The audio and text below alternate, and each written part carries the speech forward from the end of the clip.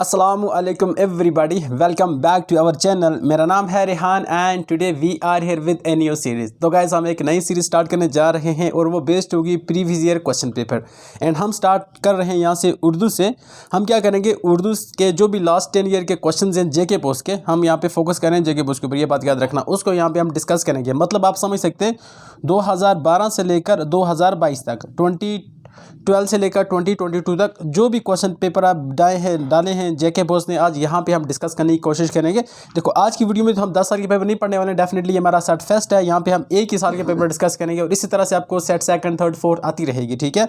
Definitely a lot to know, a lot to discuss as always, but before we begin आप अपने सुल्तान को बेनता मोहब्बत बख्शो, इस वीडियो को लाइक करके और चैनल को सब्सक्राइब करके। ऑलराइट, तो चलिए स्टार्ट करते हैं उर्दू की सीरीज़ के साथ। देखो मैंने आपके लिए यहाँ पे क्वेश्चन पेपर लाया और यहाँ पे हम डिस्कस करेंगे। देखो एक तो मुद्दा क्या है भाई, हम तो यहाँ पे पेपर डिस्कस करेंगे डेफिनेटली, बट उसके साथ हम पढ़ेंगे ट्रिक्स के एग्जाम को किस तरह क्रैक किया जाता है, या एग्जाम में किस तरह मैक्सिमम मार्क्स लाए जाते हैं, किस तरह मैक्सिमम नंबर लाए जाते हैं, ठीक है। एंड बिलीव मी कि जो आपका पेपर होता है ना, इसी में से आपको कुछ नेक पॉइंट्स होते हैं जो आप पकड़ कर अपने पेपर को ईजिली सॉल्व कर पाएंगे और विदाउट मतलब ज़्यादा एफर्ट के बगैर आप मैक्सिमम मार्क्स गेन कर पाएंगे। तो चलिए देख लेते हैं हमारा पेपर किसके रिलेटेड है। ऑलराइट, मैंने स्टार्ट किया, आप देखोगे यहाँ पे 10th क्लास और ये है 2022 का, ठीक है ना। यहाँ पे आपको 2022 नजर आता होगा, तो इसका मतलब हम कहाँ से स्टार्ट कर रहे हैं, 2022 से स्टार्ट कर रहे हैं। इसके बाद 2019 का होगा, फिर उसके बाद 2020 का होगा।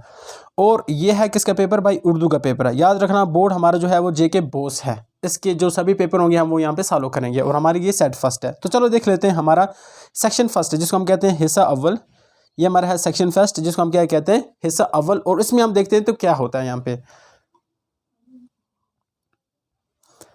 क्वेश्चन कहता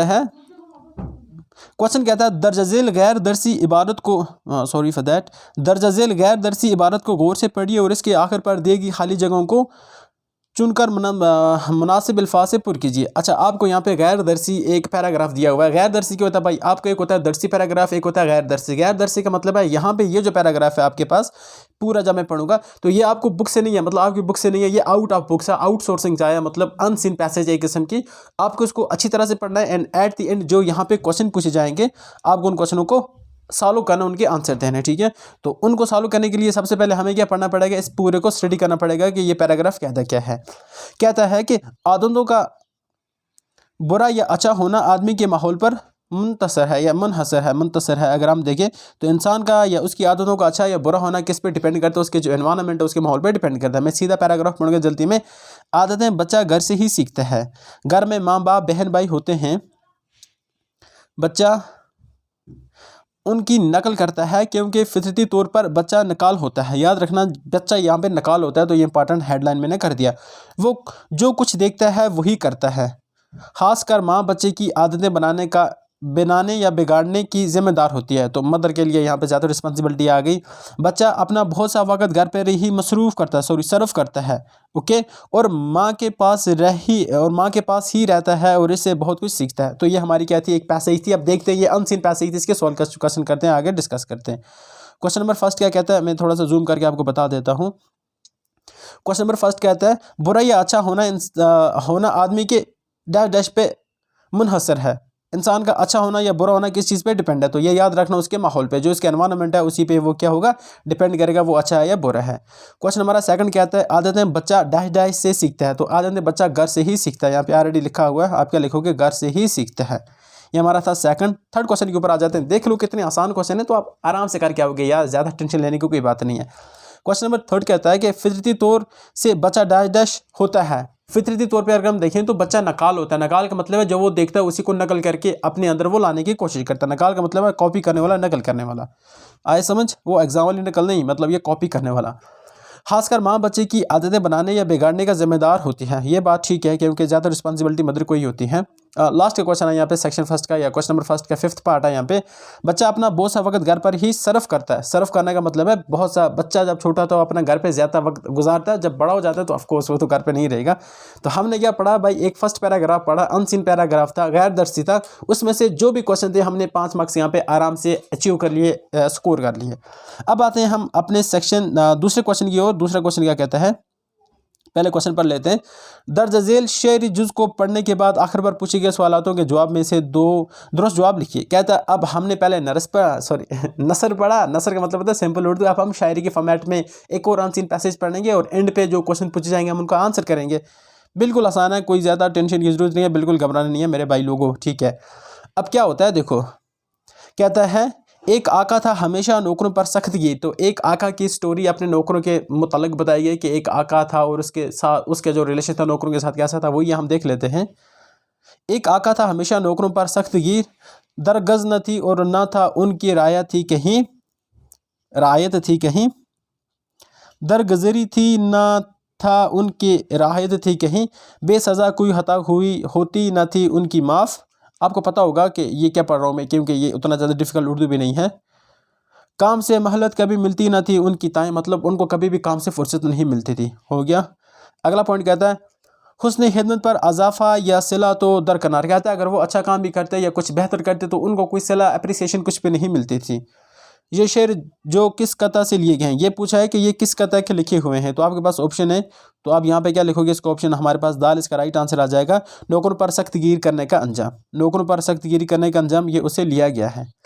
क्वेश्चन कहता है इस कथा का शायर कौन है। तो इस कथा का शायर कौन है, जल्दी से बताएं। इस कथा का शायर आपने पढ़ा है या नहीं पढ़ा है? इकबाल साहब। कौन है इसके, ये डिबेटेबल है, आप इसको अच्छी तरह से भी देख लें, ठीक है ना, क्योंकि ये अनसीन है तो आपको ज़्यादा बेटर पता होगा आपकी बुक से या बाहर से कहाँ से आए हैं। आगे देख लेते हैं आका नौकरों के साथ क्या रवैया रखता था। जो आका यहाँ पे जो स्टोरी बयान की गई वहाँ पे अगर हम देखें तो आका एक बहुत ही बड़ा जालिम इंसान है, वो सख्त गिर इंसान है। तो इसका राइट का आंसर आ जाएगा, मुलायम तो नहीं था, नरम में नहीं था, तो वो सख्त गिर था। राइट आंसर आ जाएगा ऑप्शन सी। हता करने पर नौकरों को क्या मिलता था। तो ऑफकोर्स जब नौकर हता कर देते तो मालिक उनको बहुत ज़्यादा मारता था, उनको सज़ाएँ देता था। यहाँ पे है कहीं सज़ा, ठीक है, हमारे पास ये ऑप्शन आ गया सज़ा। आई होप इतना आपको समझ आ रहा होगा। आगे चलते हैं नेक्स्ट क्वेश्चन की ओर। किस वजह से नौकरों को महलत नहीं मिलती थी। अच्छा, किस वजह से नौकरों को महलत नहीं, मतलब हो गया थोड़ी सी छूट, हो गया जिसके रेस्ट वगैरह ना मिलना, तो वो काम करते रहते थे हर वक्त, तो काम से उनको कभी छूट नहीं मिलती थी, कभी महलत नहीं मिलती थी। इतना होगा क्लियर। अगला देख लेते हैं दर्ज झेल गैर दरसी इबारत को गौर से पढ़िए और आखिर पर दिए गए सवालों के मुख्तसर जवाब लिखिए। अच्छा, ये भी क्या है भाई, एक गैर दरसी है, आउट ऑफ बुक है, अनसीन मैसेज है, सॉरी पैसेज है, आपको ये अच्छी तरह से पढ़ना है एंड एट द एंड आपको फिर क्या करना पड़ेंगे, जो क्वेश्चन होंगे उनके आंसर करना पड़ेंगे।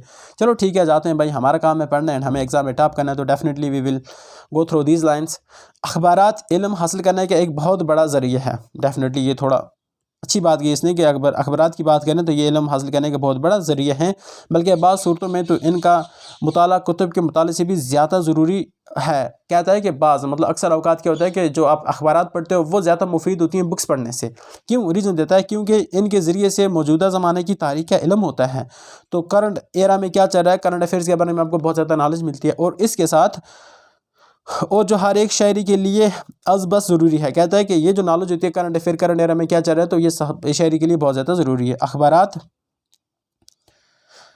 के ज़रिए ही मुल्क के तमाम आइन व क़वानीन के अशात होती है। गैर मुल्क के बड़े बड़े मुफीद मालूमात, इजादात और इक़्तिसादी तरक्की अखबारात के मुताले से ही मालूम होती है। कहता है एक तो अपनी कंट्री के बारे में पता चलता है, और अगर हम देखें तो गैर कंट्री जो गैर ममालिक हैं तो उनके बारे में बहुत कुछ पता चल जाता है कि उनकी इकनॉमी कैसी है, वहाँ पे क्या डिस्कवरी हो रही है, वहाँ पे क्या इजादात हो रही है, तो ये भी हमें अखबार के मुताले से पता चल जाता है, ठीक है।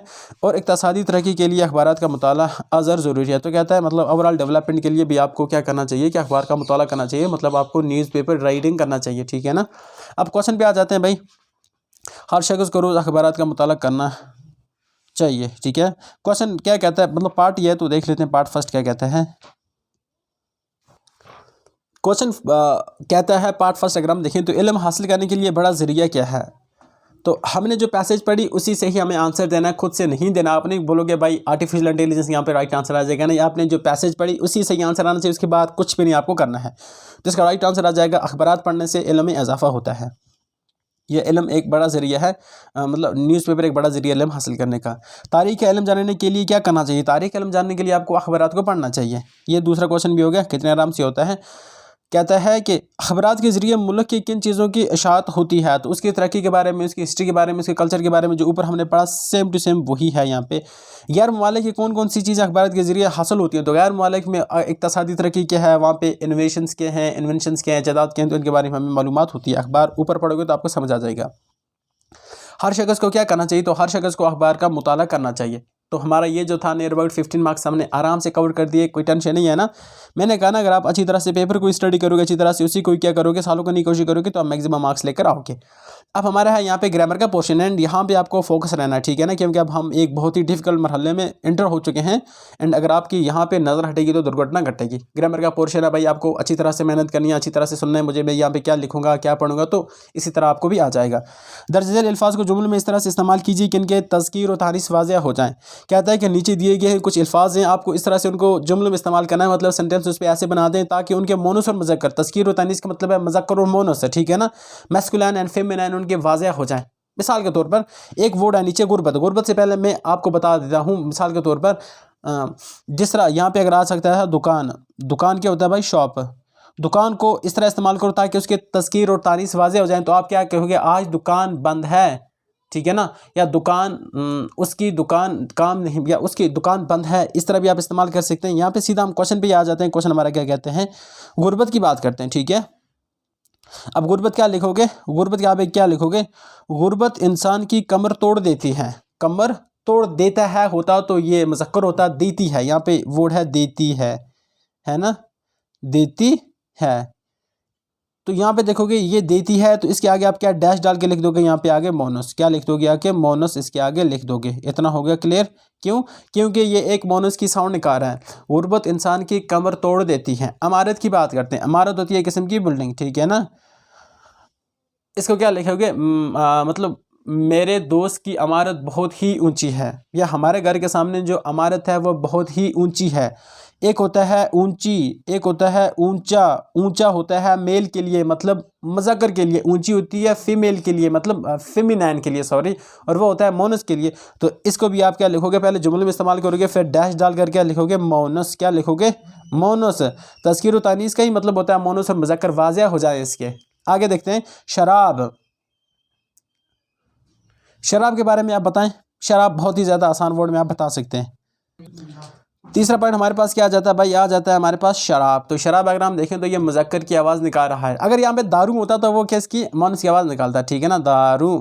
बट यहाँ पे शराब किसकी आवाज़ निकाल रहा है, मुज़क्कर की आवाज़ निकाल रहा है। तो इस पर आप क्या बनाएंगे, खुद जुमला बनाएंगे। ये काम मैं यहाँ पे छोड़ देता हूँ, बिल्कुल आसान है, ज़्यादा डिफिकल्ट है नहीं। अगला कहता है दर्ज झेल अल्फाज को जुमले में से इस तरह से इस्तेमाल कीजिए कि उनके वाहिद और जमा दोनों ज़ाहिर हो जाएँ, ठीक है। वाहिद जमा और जमा के वाहिद ज़ाहिर हो जाएँ। आसान है मुझे लगता है इसका इस्तेमाल करना। औराक, औराक किसकी जमा है, वरे की जमा को हम क्या बोलते हैं, औराक, ठीक है। अब बेटर है, इसके पिक्सल कुछ ब्रेक हो जाते हैं तो I am sorry for that guys. औराक, औराक अगर हम देखें तो ये वर्क की जमा है। किसकी जमा है भाई, ये वर्क की जमा है। वर्क होता है ना पेज, हाँ, तो पेज की जमा को हम कहते हैं औराक, ठीक है ना। आप इस तरह बोल सकते हैं कि मेरी किताब में 300 औराक हैं। तो हमने यहाँ पे इसके वाहिद और जमा वाज़ेह कर दी, और आगे आप डैश निकाल कर लिख देंगे जमा, जी मीम एन, ठीक है। मेरी किताब में 300 औराक हैं, हो गया। तस्वीर, ठीक है ना, मेरे फ्रेंड ने किसी की तस्वीर ली। अच्छा, तस्वीर यहाँ पे एक है तो ये आ जाएगा वाहिद। या मेरे फ्रेंड ने एक तस्वीर ली, या मेरे फ्रेंड ने मेरे दोस्त ने मेरी एक तस्वीर बनाई। तो यहाँ पे वाहिद यहाँ पे ज़ाहिर हो रहा है, तो आप क्या लिखोगे इसको, ये वाहिद है। अच्छा, अगर यहाँ पे होता है इसका प्लूरल क्या होगा भाई, इसका प्लूरल होगा तस्वीर। क्या होगा, लिख दूँ मैं यहाँ पे तस्वीर, तेस्वाद वाव ये रे, तस्वीर होता है तस्वीर का प्लूरल, जिसको कहते हैं हम जमा। अगर ये होता तो हम इसको भी हम वर्ड में इस्तेमाल करते हैं, तो ये है नहीं, बट चलो हम आगे चलते हैं। अगला कहता है, देख लेते हैं अगला क्या कहता है। दर्जा झेल हरूफ की तारीफ़ और मिसालें दीजिए। क्या करता है, आपको ये जो यहाँ पे ग्रामर का कुछ पोर्शन है, आपको इनकी तारीफ़ करना है और मिसालें देने हैं, ठीक है ना। पहला हमारे पास क्या है, हमारे पास है पहला हरूफ ताकीद। हरूफ ताकीद क्या होता है, अगर आपके पास नोटबुक है तो भाई ओपन करो नोटबुक और इसको लिख दो। ताकीद का मतलब है किसी चीज़ पे जोर देना, मतलब किसी काम को करना या ना करना, उसके लिए जोर देने से कहते हैं हरूफ ताकीद। क्या कहते हैं, हरूफ ताकीद। अच्छा, जो हरूफ ताकीद के लिए इस्तेमाल उसे हरूफ ताकीद कहते हैं। मिसाल के तौर पर नेकी के कामों में देर ना करो, या मैं यहाँ पे लिख देता हूँ मैंने क्या बोला कि नेकी के कामों में ताकीद मत करो, कि नेकी के कामों में ताहीर मत करो, कि नेकी के काम जल्दी करो। मैंने यहाँ पे किसी को ताकीद की भाई कि नेकी के काम जल्दी कर। दूसरा मैं क्या बोल दूंगा कि हरगिज़ झूठ मत बोलो। मैंने यहाँ पे भी किसी को ताकीद की भाई झूठ नहीं बोलना है। तो हुरूफ ताकीद ऐसे हुरूफ होते हैं जिसमें किसी को ताकीद की जाए, मतलब किसी को कुछ काम करने के या उसको रोकने से वहाँ पे मतलब जोर दिया जाए। पहला मैंने मिसाल क्या दिया, पहला मिसाल मैंने दिया नेकी के कामों में देर हरगिज़ ना करो, नेकी के कामों में देर हरगिज़ ना करो। और दूसरा मैंने आपको मिसाल दी हरगिज़ किसी से झूठ मत बोलो, ये हरगिज़ होता, सॉरी वीक उर्दू हो गया इतना। अब क्वेश्चन आता है हुरूफ अम्बसात क्या होते हैं, ये भी इंपॉर्टेंट है। पहले हम इसकी तारीफ़ लिखते हैं, हुरूफ अम्बसात क्या होते हैं। हुरूफ अम्बसात अगर आप लिखोगे तो वो होते हैं वो हुरूफ जो फितरत मुसर्रत से ज़बान पर आए, मतलब जो खुशी के टाइम पे आपकी ज़बान पे आते हैं उसको क्या बोलते हैं, हम हुरूफ अम्बसात बोलते हैं। इसका उर्दू में इंग्लिश में देखें तो एक्सक्लामेटरी भी वर्ड भी कहते हैं। इसमें आप मिसाल क्या देंगे, जिस तरह लिखेंगे ओहो, क्या लिखूँ मैं यहाँ पे, ओहो, यस में लिख सकते हैं आप वाओ, या इंग्लिश में नहीं तो उर्दू में लिखूँगा, यहाँ पे आप लिखोगे वाओ वाओ। और आप क्या लिखोगे यहाँ पे अल्हम्दुलिल्लाह, आप लिखोगे सुभान अल्लाह, आप लिखोगे माशा अल्लाह। होता है ना जो मसरत की वजह से, मतलब खुशी की वजह से आपके ज़बान पे जो अल्फाज आते हैं उनको हुरूफ अम्बसात कहते हैं। सीधा लिख देना, ऐसे हुरूफ जो मसरत की वजह से या खुशी की वजह से आपकी ज़बान पर आएंगे उसको आप क्या बोलेंगे, हुरूफ अम्बसात बोलेंगे। इसमें आप लिखोगे सुभान अल्लाह, माशा अल्लाह, वाओ, ओहो, वाह वाह वाह वाह, ऐसे वर्ड को आप क्या बोलोगे, हुरूफ अम्बसात बोलोगे। आई होप कि आपको आया होगा समझ, और आपने कॉपी पे भी नोट कर दिया होगा। हिदायत के मुताबिक जवाब लिखिए। अगला पॉइंट देख लेते हैं। अब आपको यहाँ पे क्या करना है, इनको ब्रेक डाउन करना है। रशीद चालाक निकला, ठीक है ना। अब यहाँ पे आपके पास एक सेंटेंस है, इस पे क्वेश्चन पूछे गए हैं, ठीक है। क्या कहता है, इस जुमले में चालाक क्या है। तो इस जुमले में चालाक की बात करें तो चालाक किसी की क्वालिटी शो करा, तो यही किस्म का एडजेक्टिव है। तो एडजेक्टिव उर्दू में हम कहते हैं सिफ्त। स्वाद फेत क्या है हमारे पास, ये सिफ्त है। निकला यहाँ से आंसर इसका दूसरा लिख लेते हैं। नेक्स्ट क्वेश्चन क्या कहता है, चादर बुसीदा है, बुसीदा का मतलब है पुरानी, ये भी एक किस्म की सिफ्त है, तो हम क्या लिखेंगे, इसमें भी सिफ्त लिखेंगे। ऑलराइट, आगे देख लेते हैं नेक्स्ट क्वेश्चन। यहाँ पे इसने गलत लिख दिया थोड़ा सा। अगला क्वेश्चन कहता है लकड़हारा लकड़ी काटता है, इसमें लकड़हारा क्या है। तो याद रखना, मैं एक बात देता हूँ, ग्रामर की अगर हम बात करें तो इस पॉइंट पे 3 पोजीशन हमारे पास होते हैं। एक होता है फाल, इसमें फाल फेल फा एन लम, फाइल को हम कहते हैं काम करने वाला, तो इंग्लिश में इसको बोलेंगे सब्जेक्ट। क्या बोलेंगे इसको, सब्जेक्ट। मैं बेटर प्रेफर करूंगा साइड पे लिखना। यहाँ पे क्या है, फाहल, फे अल्फा आइन लाम अल फाहल। फाइल का मतलब क्या होता है भाई, सब्जेक्ट, काम करने वाला, लिख देना साथ में सब्जेक्ट। एक होता है फेल, फेल का मतलब होता है वर्ब, काम। क्या होता है, काम, वर्ब।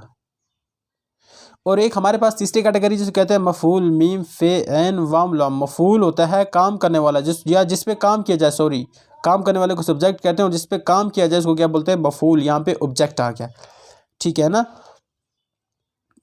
अब एग्जांपल देखते हैं। आप लिखोगे हामिद ने किताब पढ़ी, हामिद ने किताब पढ़ी, पेड़े है यही पढ़ी, हो गया ये। Sorry for my mistakes my writing. Hamid की बात करें तो यहाँ पे ये बनेगा फाल, क्या बनेगा, फाल, ठीक है ना। पढ़ी का मतलब है ये हमारे पास आ गया फेल, इसने काम किया। और किताब हमारे पास क्या बन जाएगी, मफूल, मीम फे ऐन वाम लाओ, ठीक है ना। राइटिंग में मत जाना, तो जो मैं मैसेज देना चाहता हूँ आई होप आपको वो समझ आई होगी, ठीक है। अब आते हैं हम अपने मेन टॉपिक पे आ जाते हैं, जहाँ पे हम फंसे हुए थे, यहाँ पे थे हम, ठीक है। देख लेते हैं क्या होता है। लकड़हारे ने लकड़ियाँ काटी, तो इसमें लकड़हारे क्या आ जाएगा, एक फाल आ जाएगा, ठीक है ना, फाल। यहाँ पे लिखे ऑलरेडी। अशरफ खाना खाता है, इस जुमले में खाना क्या होता है, खाना आपके पास फेल है, इसने बच्चे ने गलत लिख दिया है, ये मफूल नहीं है बल्कि ये फेल है। खाना नहीं, एक मिनट वेट करो। अशरफ खाना खाता है, खाता एक किस्म का, खाता एक किस्म का हमारे पास क्या आ जाएगा, खाता हमारे पास किस्म का आ जाएगा, फेल आ जाएगा। और जो खाना है ये होता है काम करना या खाना, तो ये हमारे पास मफूल आ जाएगा। खाना है ना चीज़, और खाता है वो काम करना, ये थोड़ा डिफिकल्ट है, तो इसको आप अच्छी तरह से क्या करेंगे, इसका राइट ऑप्शन आ जाएगा मफूल ही आ जाएगा। अगला, कौवा काला है, अगर हम इसमें देखें तो जो काला है ये है किसी की तारीफ, ठीक है ना, मतलब अच्छी या बुराई वर्ड में कौवा काला होता है, तो इसकी कलर की बात हो रही है तो यहाँ पे ये सिफ्त आ जाएगी। आगे देख लेते हैं नेक्स्ट क्या कहता है। नेक्स्ट कहता है दर्ज झेल मुहावरों में से सिर्फ दो के जुमले लिखिए। आपको इसमें से क्या करना है, दो के जुमले लिखना, ठीक है ना। पहला है उल्लू सीधा करना। उल्लू सीधा करने का मतलब है अपना काम निकलवाना सॉरी गाइस। उल्लू सीधा करने का मतलब है कि काम के साथ अपना काम निकलवा देना। मिसाल के तौर पर हम ये लिखेंगे, मेरा फ्रेंड जब मेरे साथ दिल्ली गया तो उसने अपना ही उल्लू सीधा कर दिया, मतलब उसको दिल्ली से कुछ इंपॉर्टेंट नोट्स लाने थे तो उसने अपना उल्लू सीधा किया, ठीक है ना। आजकल करना कि मतलब काम को टालना, ठीक है ना। जब मैं अपने फ्रेंड को बोलता हूँ कि यूट्यूब के लिए वीडियो बनाऊँ तो वो आजकल करता रहता है, तो इसका मतलब है वो काम टाल रहा है। तो हमें तारे गिनना, ये हमने दो करने थे, हमने दो कर दिए। कहता है किसी एक जुमले की तरकीब नहवी कीजिए और जुमलों में इस्तेमाल कीजिए। अब तरकीब नहवी क्या होता है, किसी जुमले के अज्जा या अल्फाज को अलग अलग करके लिखना और उनके आपस के रिश्ते को बयान करने, इसको कहते हैं सॉरी क्या कहते हैं, तरकीब नहवी कहते हैं। मतलब हमारे पास जो अल्फाज हैं उसको अलग अलग करके लिखना। एक ले लेते हैं यहाँ पे, मुजीब ने रशीद को मारा, यहाँ पे इसको क्या कर लेते हैं, अलग अलग करके लिखते हैं। अब मैं करूँगा यहाँ पे तरकीब नहवी, ठीक है। मैं ये ले लेता हूँ इसको, सॉरी हो गया ये। चलो पहले हम लेते हैं मुजीब। मुजीब की बात करें तो ये हमारे पास मुजीद जो हमारे पास ये क्या है, फाल है। क्या है भाई, फाल हो गया। उसके बाद रशीद की बात करें तो ये होता है मफूल। अगर हम उसके बाद मारा की बात करें तो ये हमारे पास आ गया फेल। बस हमें यही करना था और कुछ नहीं करना था। तरकीब नखवी इसे कहते हैं, फिर से सुन लो, तरकीब नखवी किसे कहते हैं, किसी जुमले के अज्जा मतलब उसके हिस्से या अल्फाज को अलग अलग करके उनके आपसी रिश्ते को जाहिर करना, इसे ही तरकीब नखवी कहते हैं। आई होप आपको समझ आया होगा। जिस तरह अकबर बीमार है, अकबर हमारे पास फाल है और बीमार हमारे पास एक कंडीशन है जिसको आप क्या बोलोगे, वो आप बोलोगे। आई होप आपको ये समझ आया होगा। आगे चलें नेक्स्ट क्वेश्चन के ऊपर। दर्ज झेल असनाफ में से किसी एक सिफत पर नोट लिखिए, ठीक है ना। यहाँ पे कुछ ऑप्शन है, आपको एक पे नोट लिखना है। देख लेते हैं क्या क्या आपको नोट लिखना है। अफसाना के ऊपर नोट लिखना है, या आपको ड्रामे के ऊपर, या गज़ल के ऊपर, या मरसिया के ऊपर। तो अगर मैं आपको ये प्रेफर करूँगा कि आप ड्रामे का नोट याद कर लो। ड्रामा क्या होता है, ड्रामा याद कर लो। मैं इंग्लिश में लिखूँगा, ज़्यादा बेटर रहेगा। इंपॉर्टेंट आप किस किस सनफ पे नोट बना के याद रखेंगे या नोट्स। आपको पहले ड्रामे पे नोट बनाना है, ड्रामा होता क्या है, ठीक है। उसके बाद नावल पे आपके पास नोट होना चाहिए, नावल का भी नोट याद करो। उसके बाद गज़ल, उसके बाद अफसाना, उसके बाद मरसिया, उसके बाद दास्तान, और उसके बाद रुबाई। ये 7 चीज़ें हैं जिस पे आप क्या करेंगे, अच्छी तरह से नोट बनाएंगे और इनको क्या करेंगे, मतलब इनके नोट आप याद करेंगे, ठीक है। कि 7 चीज़ें मैंने यहाँ पे बताई, इसको अच्छी तरह से आप याद करेंगे। दर्ज झेल में से किसी एक का खुलासा लिखिए, मतलब यहाँ पे चैप्टर दिए गए हैं और आपको क्या करना है, इनकी समरी लिखनी है, मतलब खुलासा लिखना है। खुशामद आपने पढ़ा होगा, इसकी आपको समरी लिखनी है। अगर ये नहीं आता तो और मज़ाईदार लुट गई, इसकी आप समरी लिखेंगे। ये नहीं आता तो इबरत की आप क्या लिखेंगे, समरी लिखेंगे। बिल्कुल आसान है।